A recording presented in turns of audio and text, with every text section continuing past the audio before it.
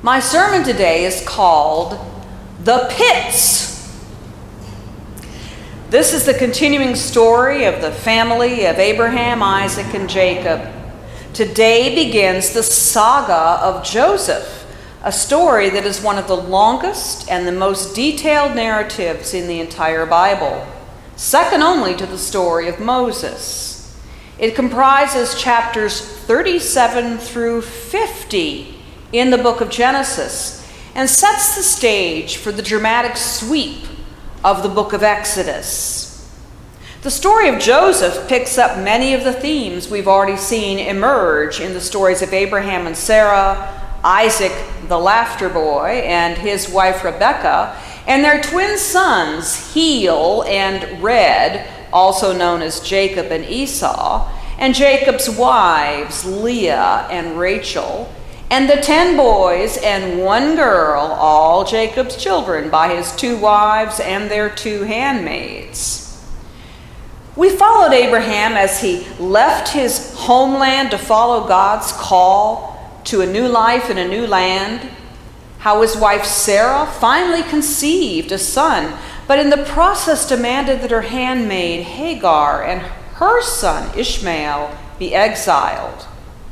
We follow the adventures of Isaac and his father as he sent a servant back to the old home country to find him a wife, Rebekah, and how Rebekah also had trouble conceiving until she bore twin sons. And then we follow the sibling rivalry of these 2 sons, Red and Heel, and how Heel stole Red's inheritance and had to flee back to the old country from Red's revenge. While living with Uncle Laban, we've seen how Heel, the deceiver, the smooth operator, was himself deceived by Uncle Laban and had to marry the older sister Leah in order to win the younger sister Rachel. As Leah began bearing sons, Rachel was barren until she finally gave birth to a son named the Final Answer, the new protagonist of Genesis, Joseph.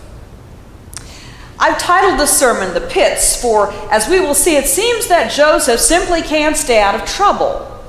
From one point of view, Joseph lives a charmed life, but from another, his charm, his wit, his good looks are his constant downfall.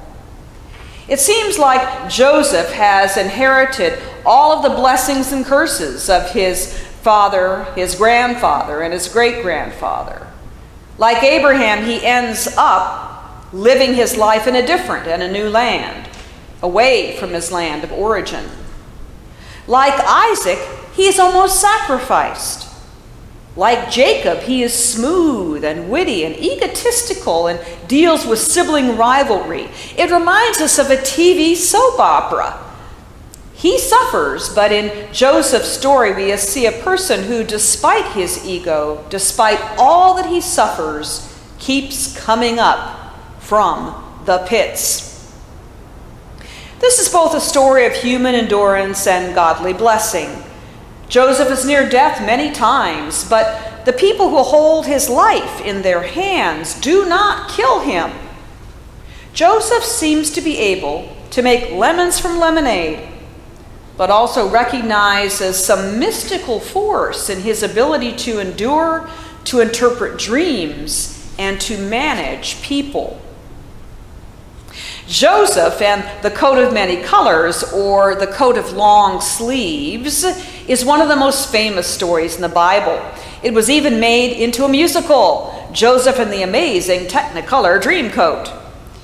In our story today, the scene opens with Jacob's family, consisting of his large band of sons, and Joseph, Daddy's favorite.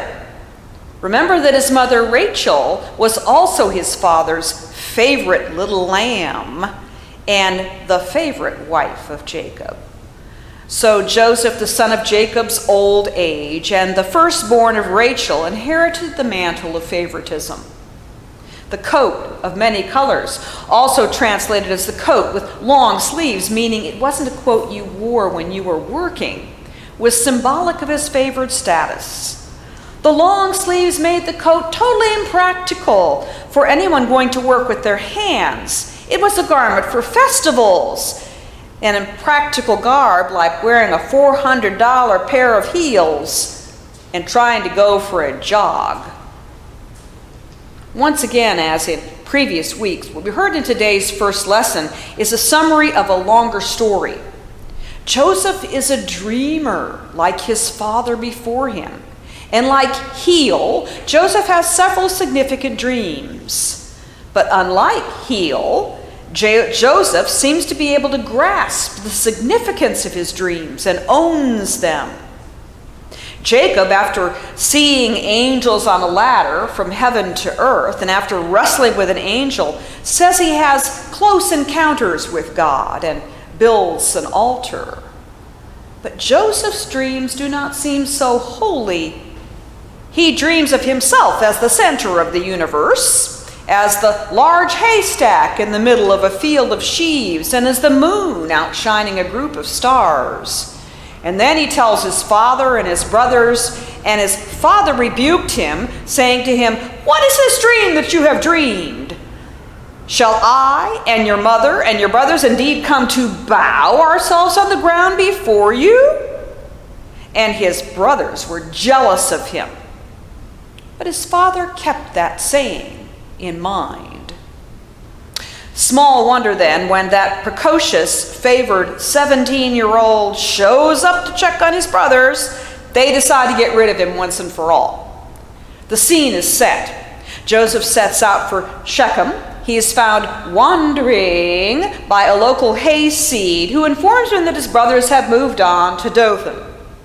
So he wanders down to Dothan, and his brothers see him coming, and the little pipsqueak, that final answer: "Let's kill him and throw his body into a pit." And for a moment we almost feel sorry for the young man. Reuben, the oldest and the firstborn of Leah, the one whose name means "here, a son," emerges as a minor hero as he deflects the murderous thoughts of his younger brothers. He suggests that instead of outright fratricide, they just push him around a bit and give him a taste of his own medicine and bow down to him and throw him into a pit and leave him for whatever fate that comes. But along comes the caravan. P.S. The caravan is from Gilead. No balm for Joseph in this Gilead. And Reuben sees his plan of rescue go out the window as Judah, another firstborn, half-brother of a handmaid, sees the final solution for the boy whose name means final solution. Not murder, but exile. Hello? Do you hear the echo of Jacob's life here? Not murder at the hands of his twin, but exile. Exile to a land where his great-grandfather was also exiled for a time in his youth. Remember that Abraham went to Egypt during a famine and almost lost his beautiful wife Sarah to the lecherous gaze of Pharaoh. There's more intrigue to come. The brothers deceive the deceiver, who is in his older life has kind of lost his edge. They dip Joseph's beautiful and practical coat into the blood of a goat and take it back to the man who also used clothing to deceive his own father. Jacob is shattered. He refuses to be comforted and swears that he will go to his grave in mourning for Joseph. Now, at this point, the story shifts to Egypt and Joseph's misadventures there. Chapter 38 is a short interlude of a convoluted story of deception involving Judah and his daughter-in-law Tamar, best read by adults only. In chapter 39, we find Joseph, who's been sold to an Egyptian captain of the guard, Potiphar. It seems that he's landed on his feet for a while until Potiphar's wife tries to seduce the handsome young slave. Joseph is framed and once again down into the pits. There is a lot of time to think in prison. A lot of time to get to know the fellow prisoners and guards, and a lot of time to despair, especially if wrongfully imprisoned. But Joseph has a talent for survival, however. And when his fellow prisoners begin talking about their dreams, Joseph discovers that he not only has insight into his own dreams, but the dreams of others.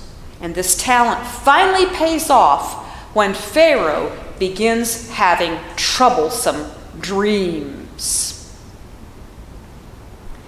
It seems that this son of exiles, now in exile, is able, because of that exile, to tell the truth in the setting where powerful want to keep their power by cozying up to the source of power.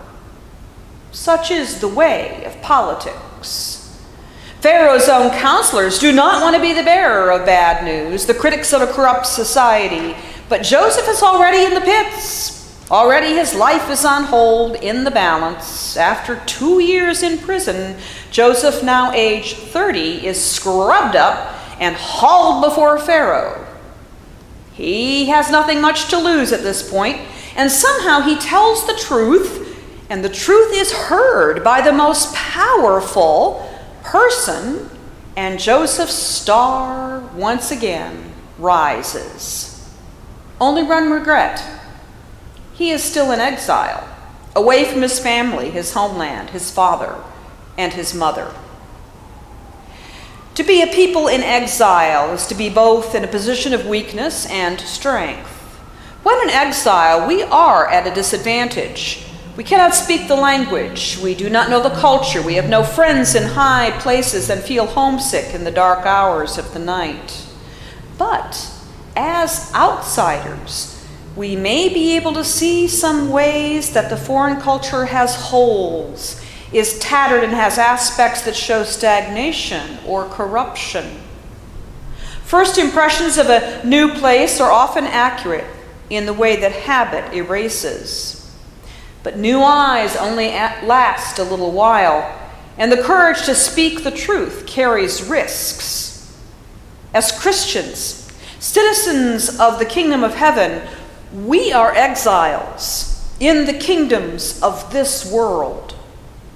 Sin has sold us as slaves into the service of the captains and pharaohs of power and greed, and we will sink into pits of despair and refuse to use our God-given gifts.